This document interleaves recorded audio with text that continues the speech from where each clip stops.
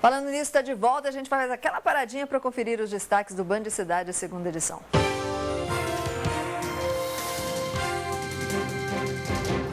E ela todas as tardes com a gente, Rosimara Silva, mostra e fala quais as notícias de hoje à noite, minha linda. Muito boa tarde. Boa tarde, Solange. Boa tarde a todos. O Band Cidade de hoje vai mostrar o trabalho do Corpo de Bombeiros para controlar um incêndio de grandes proporções em uma fábrica de tecelagem em Guaratinguetá. O fogo começou ainda na madrugada e se espalhou rapidamente, atingindo principalmente a produção de cobertores. Foram mais de 6 horas para apagar o fogo. Por sorte, ninguém ficou ferido nesse incêndio. Nós vamos também repercutir a epidemia de dengue aqui em Taubaté. A cidade registra mais de 300 casos da doença, além de uma morte confirmada e outras 2 suspeitas. A Defensoria Pública do Estado entrou com uma ação na Justiça, exigindo que a Prefeitura faça a limpeza imediata de 9 lixões clandestinos espalhados por bairros periféricos da cidade, que seriam possíveis focos do mosquito. E ainda, com a proximidade da Páscoa, os supermercados já se preparam para atender os clientes, que procuram principalmente peixe, como bacalhau, azeites, vinho para comemorar a data. A expectativa é de um aumento de 30% nas vendas. Esses e outros destaques você acompanha, então, a partir de 15 para 7 da noite. Voltamos com você. Estúdio, Solange. Obrigada, uma delícia um bacalhauzinho, né? Bom, a gente abre linha direta com segurança 24 horas.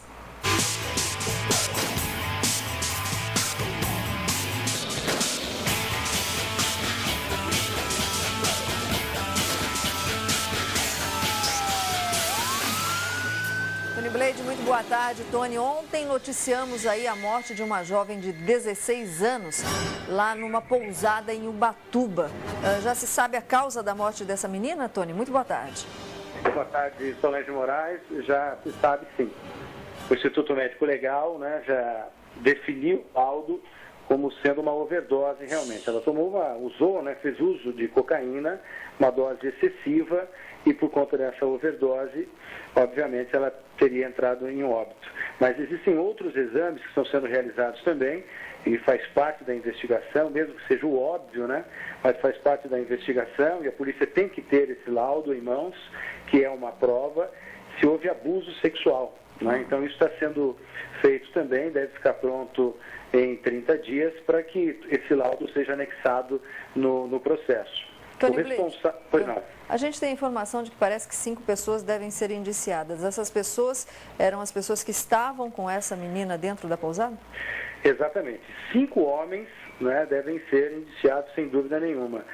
Suspeita que essa garota, Pamela Fernandes de Oliveira Gouveia, ela tenha mantido relação sexual com essas pessoas, e o responsável, o proprietário da pousada, vai ser indiciado. Na verdade, ele já foi indiciado ontem, né, por corrupção de menores, por permitir que a jovem entrasse na pousada e pernoitasse nesse estabelecimento com 3 homens. Um deles tem 40 anos de idade. 40 anos de idade. Esse daí não é, Tony, uma pergunta que me veio assim à cabeça. Ele não pode ser indiciado por crime de pedofilia? É, professor? Não por conta da idade dela, com 16 anos, né? Mas abuso de menor. Exatamente, abuso de menor. E o delegado Gilberto Paulino, que é o responsável pelo setor de investigações da delegacia da cidade de Ubatuba, e está aguardando, né, mais detalhes com relação a esse laudo. De qualquer forma, já houve o primeiro indiciamento e agora os outros 3 também serão indiciados. Ok, Tony Blade. A gente volta amanhã com segurança 24 horas. Muito obrigada pela sua participação dentro do Falando Nisso.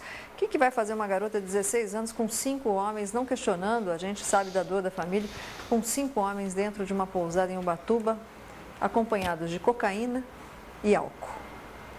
Bom, a gente não tem nem o que dizer, ser outro. Com certeza. Bom, a gente volta agora a falar sobre os direitos dos animais nessa terça-feira aqui com o professor Sodero. E a gente estava falando, inclusive, antes de começar o programa, sobre os cães-guia. Aliás, a gente já mostrou aqui no Falando Nisso uma reportagem sobre eles que são fantásticos. Esses animais que são utilizados pelos deficientes visuais têm direitos? Alguns direitos específicos, como, por exemplo, de entrar em prédios públicos ou particulares, professor? A gente não tem uma legislação federal que cuide disso. Né? Então, cada município cuida da legislação para ver em que locais públicos que eles podem entrar ou não podem entrar. E quando acontece da legislação municipal não cuidar disso, legislação estadual, as pessoas entram com uma ação na justiça que chama habeas corpus, que é o direito de ir e vir das pessoas, né? E o deficiente visual, ele sem o cão-guia, quando ele tem o cão-guia, ele fica quase que impedido de poder frequentar os locais. Então, nestes casos, há que se buscar o Poder Judiciário através de um habeas corpus. O que é absurdo, né?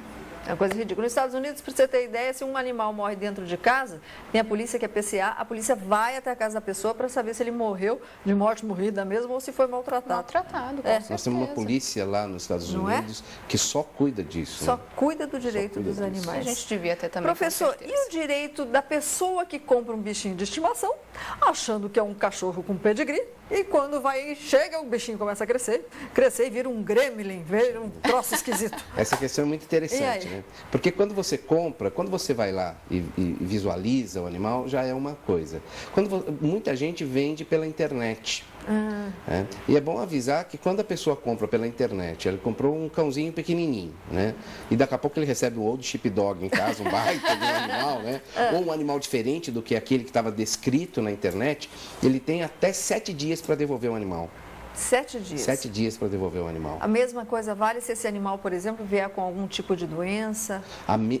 É que daí esse prazo conta a partir da doença que aparece, né? Às vezes você compra, por exemplo, um poodle toy, que é bem pequenininho. Faz tongue. Né? E de repente ele cresce muito mais.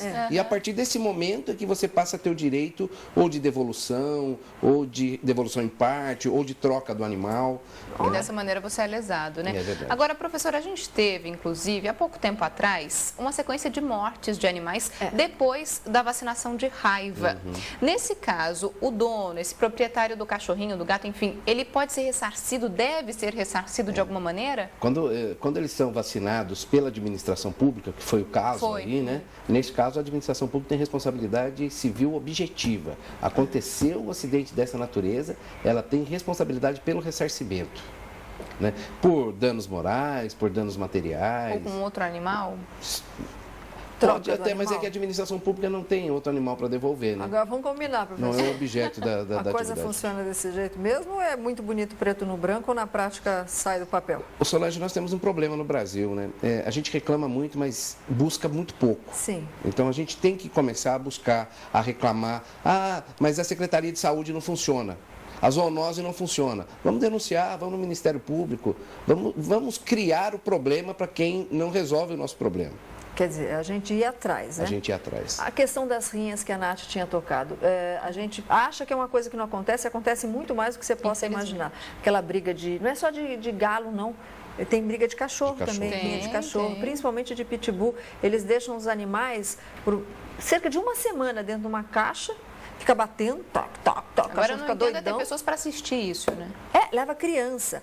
Por trás dessas brigas existem mais problemas aí, droga, alguma coisa nesse sentido? Já tem pesquisa a respeito disso, Solange, dizendo que atrás dessas rinhas de briga de animais existe tráfico de droga, às vezes tráfico de armas. Olha só. Então a polícia está muito esperta com relação a essas rinhas de galo. E a denúncia tem que ser feita diretamente na polícia? Pode ser no Ministério Público também, né? Mas a polícia deve receber essas denúncias e deve investigar também se ela foi chamada a investigar. Ok, professor, levei meu cachorrinho para tomar banho no pet shop. O cachorrinho voltou mais sujo de pulga do que outra coisa, infestado, estou supondo. Vamos lá. A pessoa levou, cortaram a unha errado, ficou sangrando a unha, ou puxaram, sabe que tem aquele pozinho que põe na orelha para puxar o pelinho, machucou a orelhinha, e aí? Tem que pagar o tratamento? Tem que pagar, né? Toda vez que você tem algum animal na sua responsabilidade, tanto o veterinário quanto o pet, ele passa a ter responsabilidade total sobre aquele animal. E quando ele comete, neste caso, uma responsabilidade, uma culpa, né? Uma negligência, uma imperícia, uma imprudência, ele passa a ter responsabilidade pelo ressarcimento. Às vezes, ele mesmo dá o tratamento, né? E quando a pessoa perdeu a confiança e quer levar em outro, ele passa a ser responsável. Agora, a pessoa ela tem que se atentar na hora de contratar um serviço de pet shop, ou até mesmo na hora de comprar um cachorrinho, um gatinho, ela tem que ficar atento a algumas coisas, não tem, professor? Natália, é como se você fosse comprar um carro, que você vai na concessionária, você antes verifica se essa concessionária é idônea, você pelo menos deve verificar. né? Uma concessionária talvez não, mas uma loja de carros que você não conhece, é melhor você ver, será que alguém já foi reclamar no PROCON a respeito? Será que tem ação na justiça? Compra pela internet, como a gente já falou, é muito arriscado, né? Muito arriscado, mas às vezes você tem um produtor que vende animais lá no Rio Grande do Sul, ele é famoso e você pede, ele vem por avião, inclusive, aí chega, não é aquele animal que você queria, né? Vamos lá, retomamos o nosso Ligue Band. Eu tenho um cachorro que ele está com uma alergia e ele fede muito. Aí já chamei 2 veterinários, já fiz o que eu pude. Já chamei a zoonose, mas a zoonose não, diz que não tem carro para vir, né, para ver o cachorro. E ele fede demais, e ele é de dentro de casa. E eu não sei o que fazer. E eu tenho dó de pôr na rua, o que eu faço? Põe na rua não, porque é crime. Põe na rua não, porque ela está desesperada, não sabe o que fazer. Não pode abandonar, né? Não. De qualquer forma, eu imagino que o veterinário deve ter uma saída técnica para essa doença. Ela né? pode pedir a eutanásia do cachorro, ou seja, sacrifica o cachorro Então, se for uma doença mais grave? Pode, se for uma doença mais grave, pode. Se for judiar muito do cão, há autorização para fazer a eutanásia. Agora, a gente precisa saber qual é o limite disso, Solange. E a grande dificuldade que a gente tem é estabelecer quando eu devo fazer a eutanásia ou quando eu não devo. Então, tem que ser numa situação gravíssima, onde não há condições de curar ou de salvar o que ele vai sofrer muito. Agora, isso é praticado em alguns centros de zoonose? Não vamos citar a cidade, porque se for citar a cidade, a gente não para de citar aqui, cabe em várias mãos aí. A gente sabe que muitos centros de zoonose, inclusive tentamos gravar alguns, não conseguimos, fomos proibidos de entrar. A gente sabe que é uma verdadeira carnificina lá dentro. Ou seja, os animais estão lá, jogados, e aí chega a semana do abatedouro. Vamos matar todo mundo. E nesse caso, ela me disse que o centro não tem veículo para ir buscar esse? Na realidade, essa é uma desculpinha sem vergonha. Muito sem vergonha, aliás. Uma desculpa muito sem vergonha. Que eu já ouvi. O município, o Estado, a União, e o não pode ter município tem desculpa. direito de fazer essa carnificina, por exemplo? Não estou citando qual município, estou falando os municípios. Se ocorre isso, Solange, não pode fazer. E o responsável pelo município, e isso vai prefeito, secretário e tal, pode responder criminalmente, porque a responsabilidade chega até o prefeito. Ah, é? Então, fica grave. aqui. É um caso aberto grave. pedido para alguma cidade aí permitir que, falando nisso, grave o centro de zoonose, porque olha que nós tentamos.